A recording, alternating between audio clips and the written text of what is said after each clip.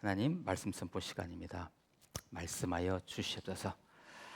예수 그리스도의 이름으로 기도하옵나이다. 아멘. 사도행전. 자, 우리가 지금 나누고 있는 말씀 든든히 서가는 교회, 우리 교회의 올해의 표어인데요. 이것이 사도행전 9장 31절에서 따왔어요. 자, 사도행전 또 다른 별칭이 있습니다.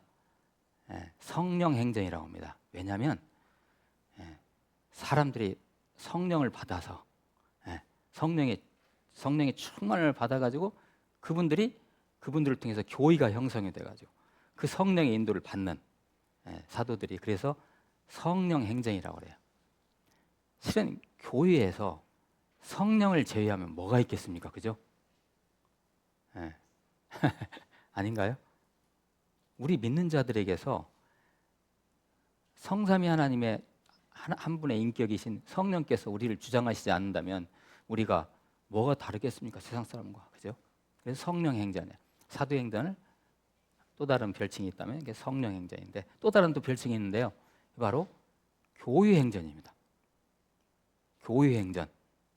좀 어색한가요? 표현이 교회행전. 자, 성령이 충만한 사도들이 가는 곳마다 예수 그리스도를 전하고 나니까 그곳에 뭐가 생겨요? 교회가 생기는 거예요.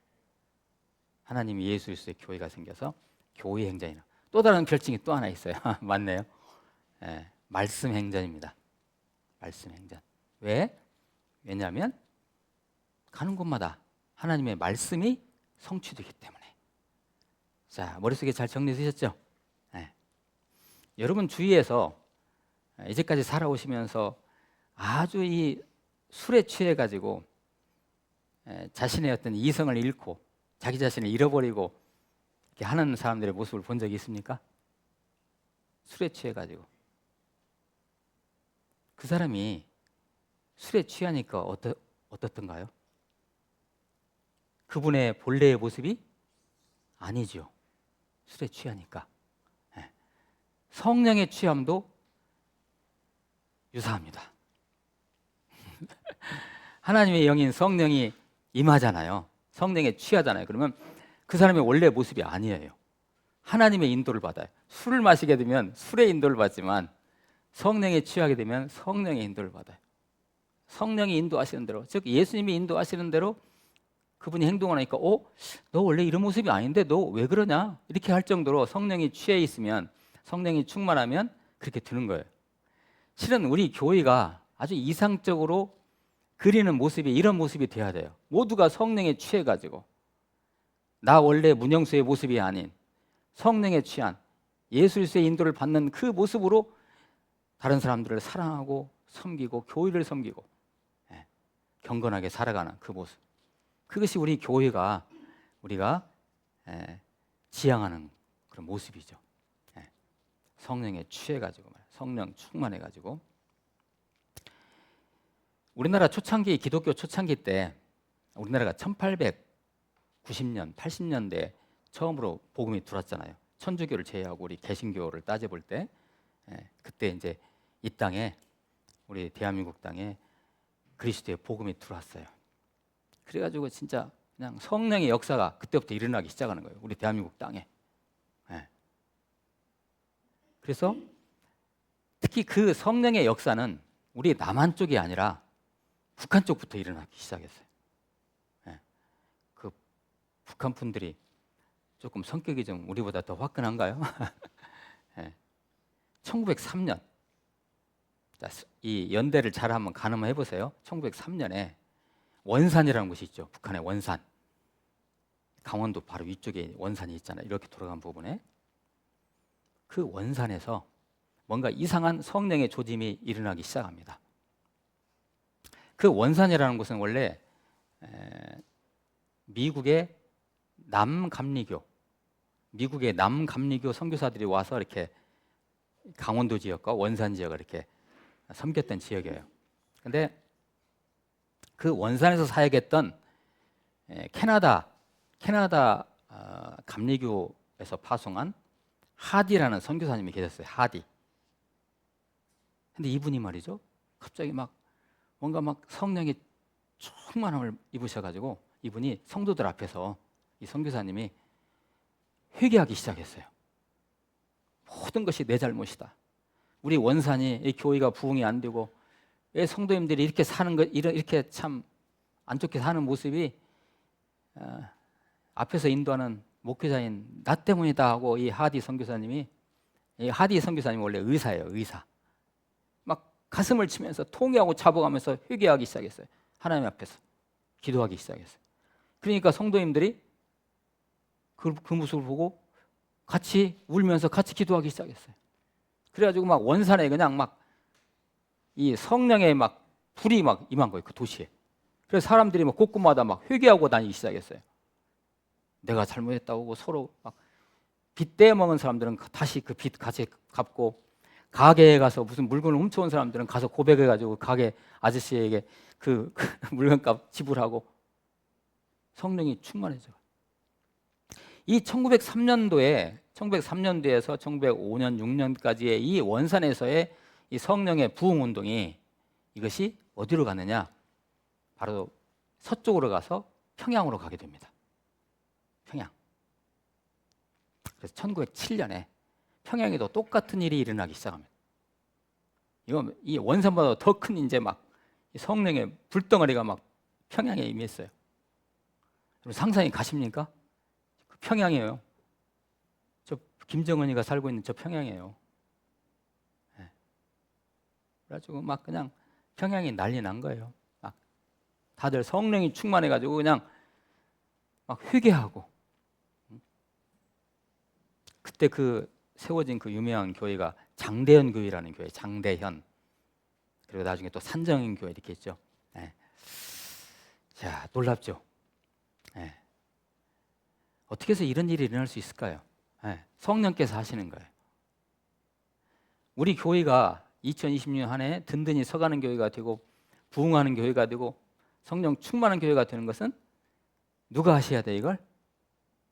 물론 우리가 하죠. 그런데 성령께서, 성령의 막 그 오순절 마가다락방에 임했던 불의 해 같은 바람과 같은 성령이 우리 모든 성도님들의 각자에 임하면 그렇게 되는 거죠. 그래서 교회가 그냥 세워져 가는 거죠. 든든히 서가는 교회가 그런 의미에 이따 이제 말씀 나누겠지만, 어떻습니까? 올 한 해 정말 우리 모두의 모든 우리 동역자분들이 성령에 취해가지고, 여러분 성령에 취하면요 어떤 일이 일어날까요?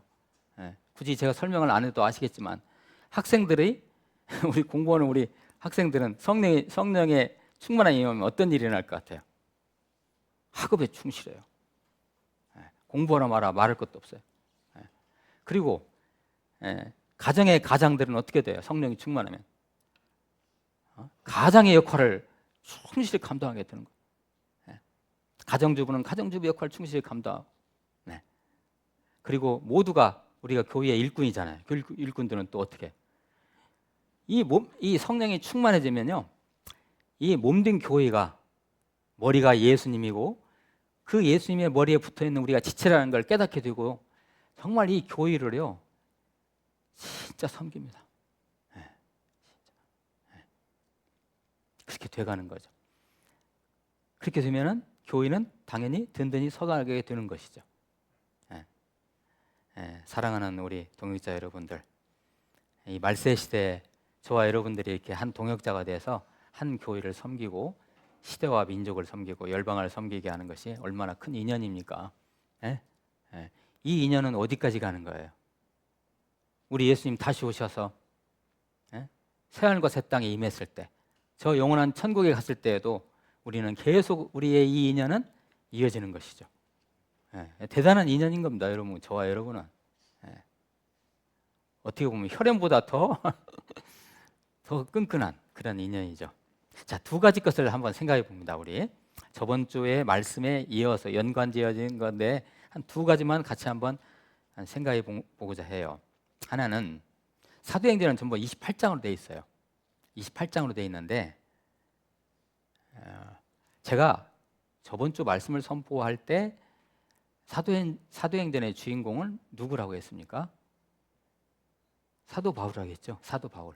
그러면 이렇게 제가 이제 사도행전의 주인공은 사도 바울이다 얘기하면 섭섭해할 사람이 한 분 계세요. 누구겠습니까? 베드로예요. 베드로. 예. 아니 문 목사, 나 베드로는 왜 빼? 나 사도행전에 엄연히 다 등장하는데. 네, 맞아요. 베드로도 주인공이죠. 그런데 베드로는 앞부분 있죠. 1장에서 한 12장까지 부분에서만 베드로가 등장해요. 그리고 그 위에서는 아예 베드로가 거의 등장하지 않아요. 네.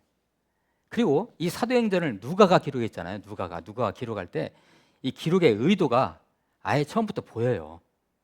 누구를 갖다가 부각시키려고 하는 거냐면 사도 바울을 부각하고자 하는 그 의도가 보여요. 저는 그게 보여요. 그래서 살짝 7장부터 사도 바울이 등장하기 시작해요. 7장에 어떤 때 등장했어요? 7장에서 우리가 사도행전을 다시 한번 곰곰이 묵상을 해봐야 되겠죠. 통독을 한번 해봐야 되겠죠. 스데반 집사님이 순교할 때 그때 사도 바울이 등장해요. 그리고 증인 역할을 해요. 그다음에 9장에서 다메섹 도상에 갔을 때 그때 이제 사도 바울이 등장하죠. 그러면서 누가는 이제 바울을 등장시켜서 땅 끝까지 복음을 전하는 그 주인공, 그 역할을 하는 사람이 바로 사도 바울이라는 것을 이제 13장부터 아주 본격적으로 서술하기 시작해요. 13장부터. 그리고 사도행전을 기록한 누가는 그러면 어디에 있었을까요?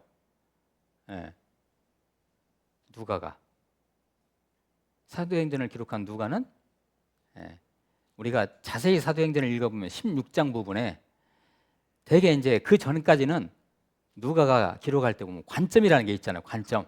그래서 그가 이렇게 했는데 사도행전 16장부터 우리가라는 표현이 등장하기 시작합니다. 우리가.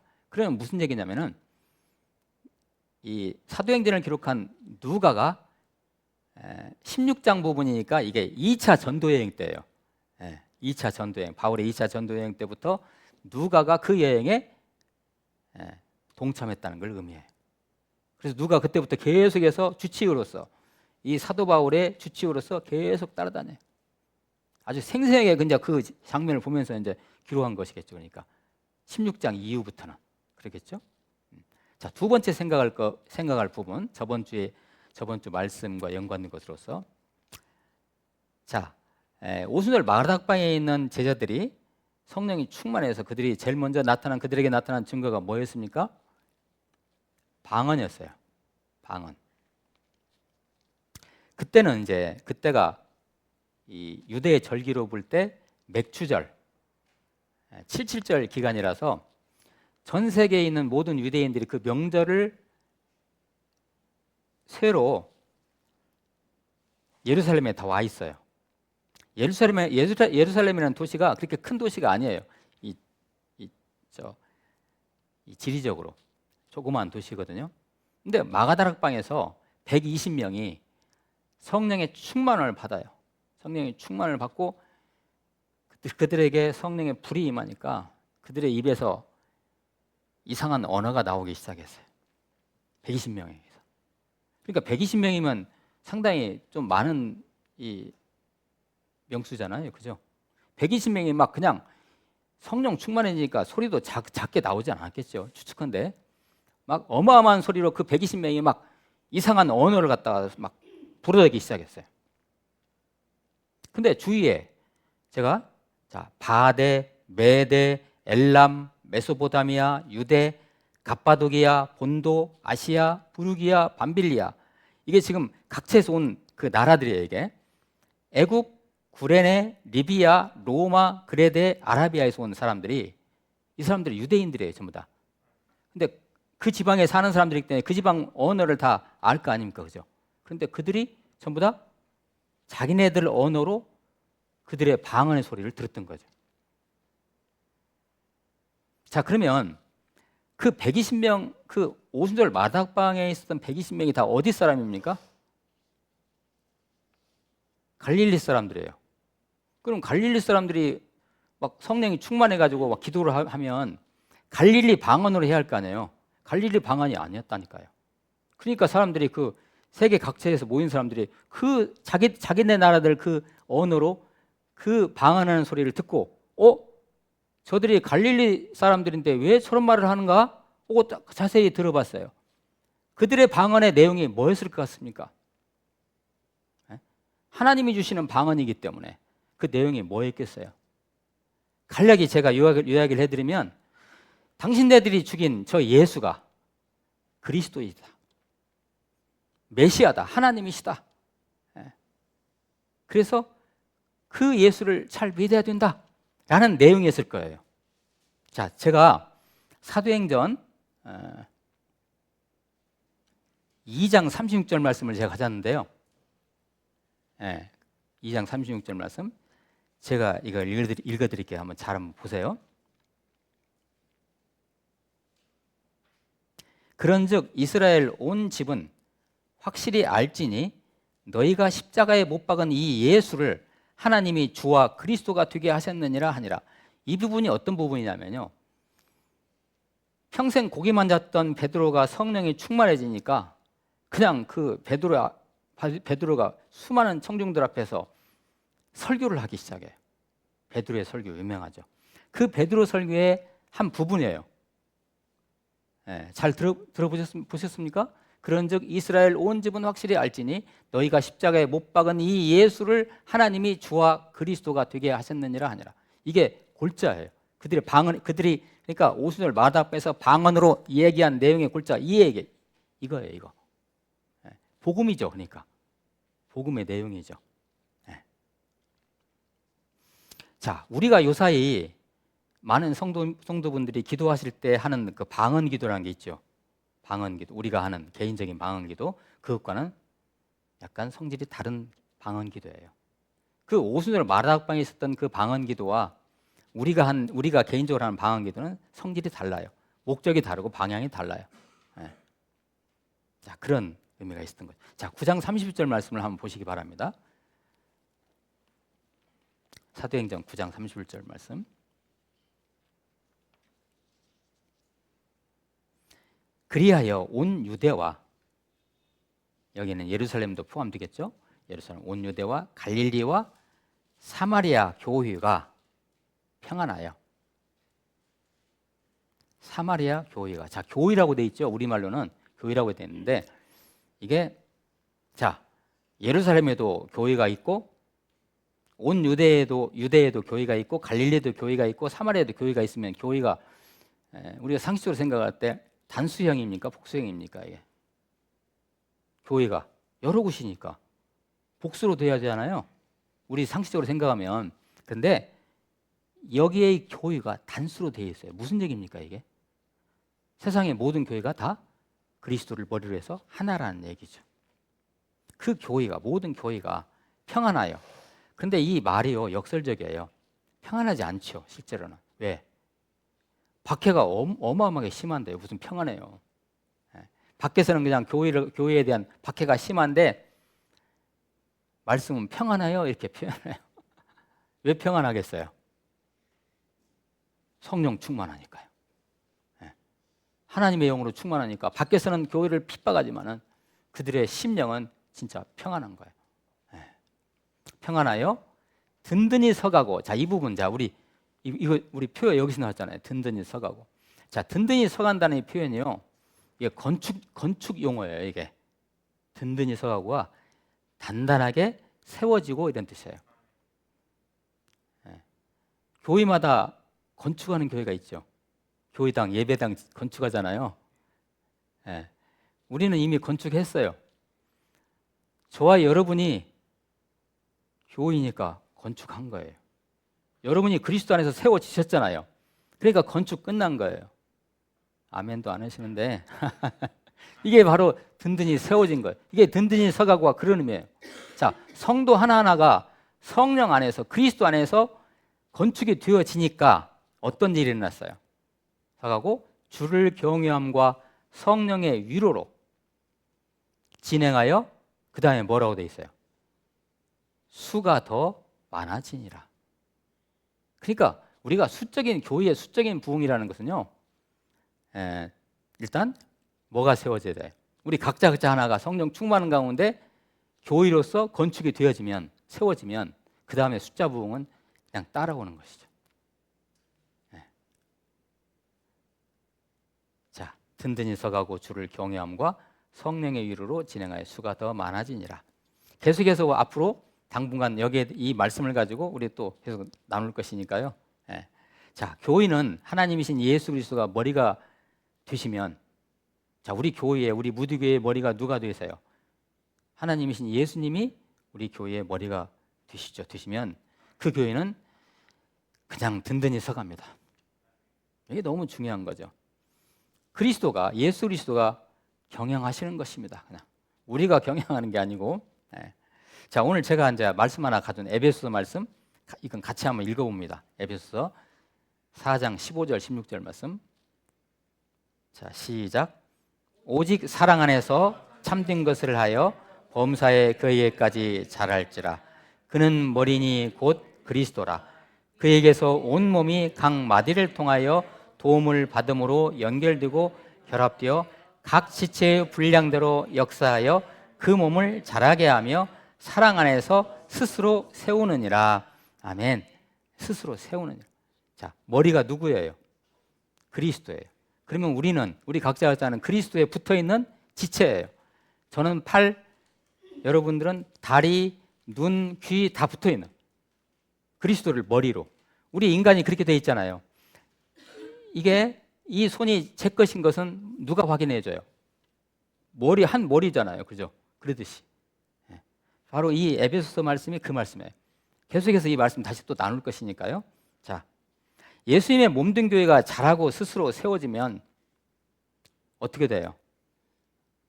사도행전 1장 8절 말씀 그대로예요. 교회가 잘 세워지잖아요. 그러면 땅끝까지 내 증인이 되는 거죠. 내라는 건 누구예요? 예수 그리스도의 증인이 되는 거죠.